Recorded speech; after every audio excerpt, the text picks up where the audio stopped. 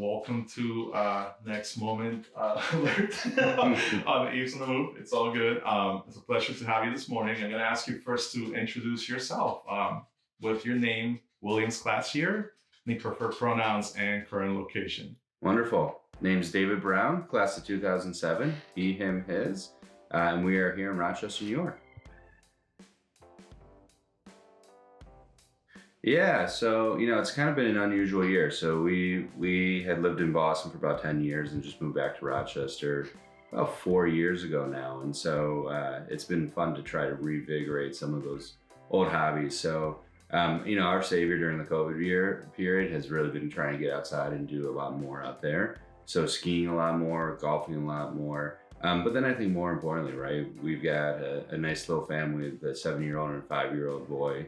And so we tried to spend a lot of time with them. So one of the more productive projects over the last years, we actually did a 3-month road trip with those guys. So any suggestions that you guys need, let us know. We're happy to help you out here. Oh my goodness, road trip. What a coincidence. Can you give a little bit of a top level breakdown of where you guys went and what moment did you enjoy the most? Yeah, so, for us, it started as a ski trip, right? For the boys, we wanted to go out to Utah, Montana to kind of expose them to that. And then we figured, hey, once we're going to drive that far, we may as well keep going. So we ended up doing Chicago, North Dakota, Montana, Utah, Arizona, Nevada, New Mexico, back through Arizona, Texas, Louisiana, Florida, South Carolina, and then finally home. So 3 months, nice longer stays than I think you guys get to enjoy here, but we had an absolute blast. Favorite moment of that whole trip, we got to go down and see an old classmate in Louisiana, and both of our kids had just started playing instruments, and we actually got to enjoy our 7-year-old sitting out on the street busking for the first time of his life. It was kind of an emotional roller coaster for him, but it was a really cool experience, all said and done, and great way to see a unique city that neither my wife or I had really experienced before. Absolutely. So when I moved back to Rochester, I've been in the technology startup community for a while now. And so when we moved back to Rochester, I was trying to figure out, we had moved here for family purposes, I guess I should preface this with.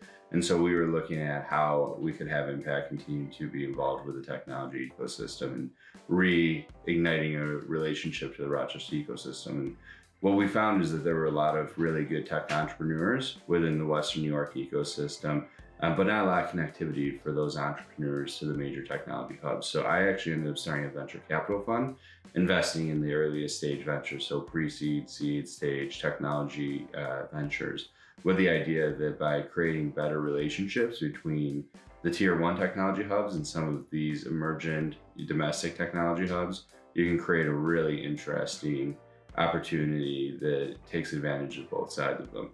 And so for me, this has actually been a really great experience. I think part of the reason we went to Williams undergraduate is for that liberal arts kind of experience, being able to jump back and forth between a lot of disparate and unusual ideas, concepts, and figuring out how to meld them together. And I find that what we're doing in the world of venture hits on that and those experiences really well, because you're always looking at new technologies, you're always exploring new markets, and it gives you both the humbleness to recognize a good amount about each of these industries, but the intelligence to know that there's a lot more that you need to pick up to actually be effective and to have impact. And so that's where we enjoy really working with unique and really creative individuals to help change the world. I think there's actually probably a few things that are kind of interesting to unpack there, right? So when I left Rochester in 2003 to head out to Williams, I swore I would never come back here. I knew I'd come back for visits, but functionally we were from an ecosystem perspective, we were at the end of Kodak, Xerox, Bausch & Lomb. There wasn't a whole lot happening at this point. And so if you wanted to be involved with technology or entrepreneurship, it wasn't a place that I would have naturally viewed. At the same time, my parents were starting to move part of their, foundation, their long-term retirement plans out to Colorado. And so we thought that would be where they were. And, we would go visit them and do skiing and have a lot of fun out there. Fast forward to about 2017, my mom developed a neuromuscular, and so going to altitude became a non-functional option. So Colorado disappeared. travel became a lot harder for her. And so for us, we reprioritized family and the need to be closer to our family. And so that's what prompted us to come back here. And so for us, coming in and making Meaning was really designed around family. And I think the piece that really stuck out to us as we came back here from our time at Williams was that small community is really intimate and really important. I've been very lucky to create that sort of ecosystem for myself within Boston. Thanks a lot to some of the people we knew at Williams, but coming back here with what's naturally a smaller city got me really excited about this idea that functional relationships could drive a lot of value, and thinking about how you spend time getting to know people, their unique strengths, was really exciting to me. And so I think there's a lot of things both on the formative kind of educational perspective that paid off, as well as the relational perspective that was really meaningful and continues to be meaningful for us today. Thank you for sharing that. We're starting to hear this theme around always, which is not surprising, the connection to that community that was sort of in this pocket of the Berkshires, and how that translates from your own journey for many, sometimes back to their home communities, is sort of a quintessential component that has driven a lot of people's energy to be involved, whether that's professionally, that affects the professional, and the impacts that they make in their own community. So thank you for sharing that. There's a lot of things that bring me joy. I think my sister said it the best, and she always denies that she actually said this. There was a period, maybe about 10 years ago, where I was frustrated in between jobs, figuring out what my next thing was supposed to be. And we were actually out in Breckenridge skiing. And, I remember my sister said, "Dave, what I hope the most for you is that you figure out how to slow down and watch the snowflakes fall." And so this simple idea of looking through the simple, beautiful things that are occurring around you, I think get the most exciting, right? And so for me recently, that's been our kids, right? As you kind of watch the evolution so quick, but as you kind of see different stages or different periods where they do something unique, and you kind of realize that this is one moment that's transformative. And if you watch it kind of in the slow incremental parts, it's really, really neat to see. So I think that's probably the simple joys, right? Is recognizing amazing things that are happening around you and the progress in which they are happening. And outside of that, it's family, it's friends, it's doing things that are outside that are fun. It's finding ways to create improvement. It's seeing people that we're working with have success. All those little things are really exciting. But it's even the smaller things within those little things that I think it's really meaningful and exciting.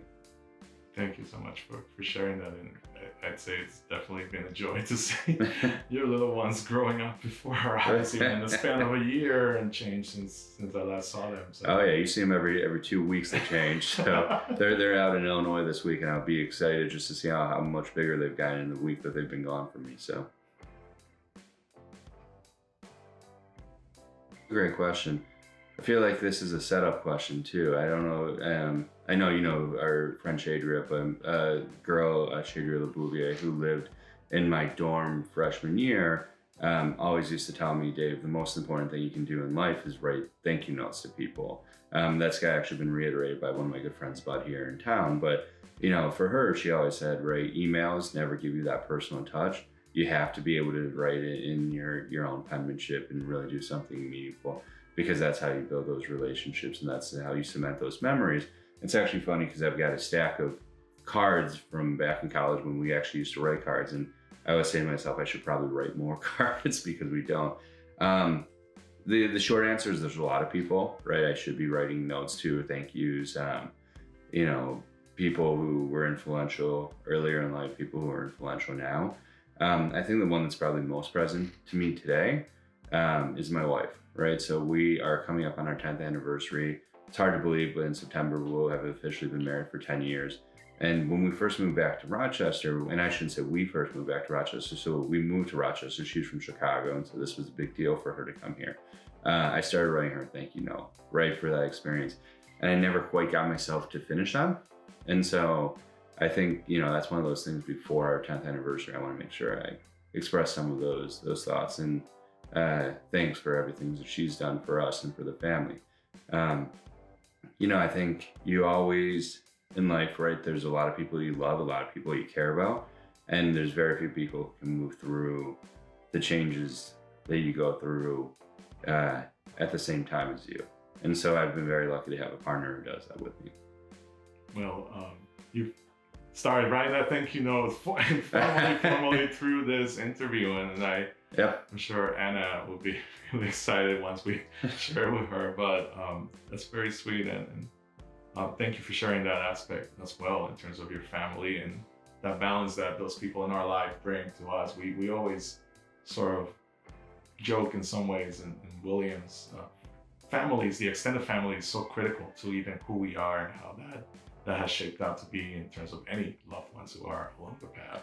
Yeah, I'll say one thing that's always interesting to me about Williams, right, is I was born actually in Ann Arbor, Michigan. I moved here when I was 4, and so I was positive that I wanted to go to a Big Ten school for undergraduate. So I applied to Williams, I applied to Michigan, I applied to Northwestern, I got into both, and I was excited that that's where I was going to go. It's actually not till my senior year in college that I took courses at liberal arts down the street and said, liberal arts is not a bad thing. Maybe I should take a look, at this. So I dropped an application to Williams and Amherst, kind of sight unseen. And I remember going to see my grandfather, and you don't talk to your grandparents about where they went to college, or at least I didn't, so I never thought about it. And he goes, "Oh, how's the college search going?" I go, "Great, I'm into the schools I wanted to." But I started looking at liberal arts, and so I threw an application to Williams and Amherst. And he goes, "Well, you're sure as hell not going to Amherst, I can tell you that much." And I go, "Why are you so adamant about that?" And so he runs over, starts pulling up. I actually got it, some of these things right here. So he runs out, he picks this up. So this is the Williams College Handbook from 1937 to 1938, right? And so he wanted me to see everything that had kind of evolved. And so what I didn't realize until we were having these conversations, right, is now I'm actually 4th generation Williams. And so my great grandfather was class of 11, and my grandfather, both of his brothers, and then 2 of my uncles had all gone to Williams, and I never kind of played together. But for me, the aspect of having family tied to that educational experience was everything. It was amazing when you go to a homecoming game and you have a grandmother show up and bring you cookies or something like that, right? Like, just unusual. You build deeper bonds, and I've seen that through a lot of my friends, both people who are legacies and then people who are going through this the first time and want to bring family or get them integrated. Williams is really special from that perspective. Wow, what a fascinating way of finding out as you're applying. Yeah, you think you should have known a little bit better, but he pointed you in the right direction. Let's just put that in. Yeah, exactly right. Away from the folks over the hill, Exactly right. We withdrew my application the next day, so it's okay. We still sent some love. It's all in love. We're really grateful for your time this morning, and as we wrap up, are there any other things you'd like to share with Ephs as we close out this interview, or in general, any sort of advice? No, I mean, I think, do things that make you happy, have fun. And more importantly for me, to you guys, I wish you all the best on the travels. I'm jealous. There's going to be so many fun people you're going to see on this trip. I wish I'd taken more time when we did our family trip to reach out to some of the random folks on the way, because if there's anything that's great about Williams, it's the variety of experiences and lifestyles that different folks are going through. And I'm excited to see what you guys learn as you go. Will do. Thanks, guys. We'll get moving. He doesn't like when I say this all the time. Why? Now I can do it. Can just be like, anyways.